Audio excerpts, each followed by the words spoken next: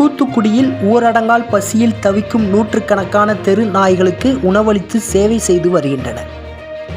தூத்துக்குடியைச் சேர்ந்த இளைஞர்கள் சிலர் தூத்துக்குடியில் சமூக சேவை எண்ணம் கொண்ட சில இளைஞர்கள் தொண்டு நிறுவனம் ஒன்று நடத்தி வருகிறது.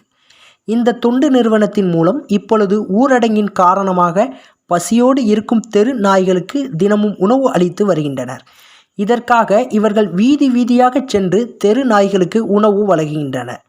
நாளொன்றுக்கு 100 நாய்களுக்கு இவர்கள் உணவு வழங்கி வருவதாகவும், துவக்கத்தில் 2 கிலோ அரிசி கொண்டு மட்டுமே சமைத்த இவர்கள் தற்பொழுது 12 கிலோ அரிசியில் சாதம் சமைத்து தெரு நாய்களுக்கு வழங்கி ஊரடங்கு காலத்தில் வீடில்லா விலங்குகளுக்கு நம்ம விண்மீன் அறக்கட்டளையின் சார்பாக தினமும் ஒரு 100 நாய்களுக்கு சாப்பாடு வச்சுக்கிட்டு இருக்கோம். மற்ற நாளில் வந்துட்டு ஒரு ஹோட்டல் இருந்துச்சு அப்படின்னா அந்த நாய் அதில் தான் இருக்கும்.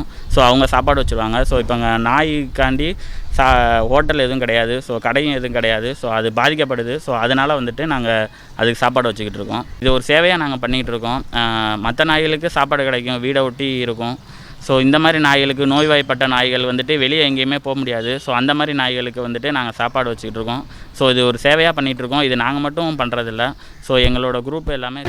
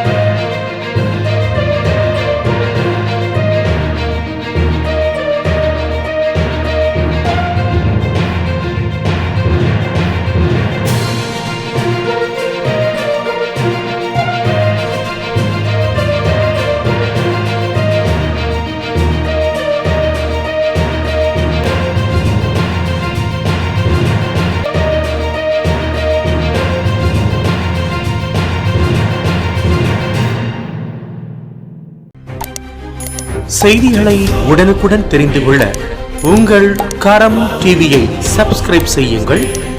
அதோடு பெல் பட்டனையும் கிளிக் செய்யுங்கள்.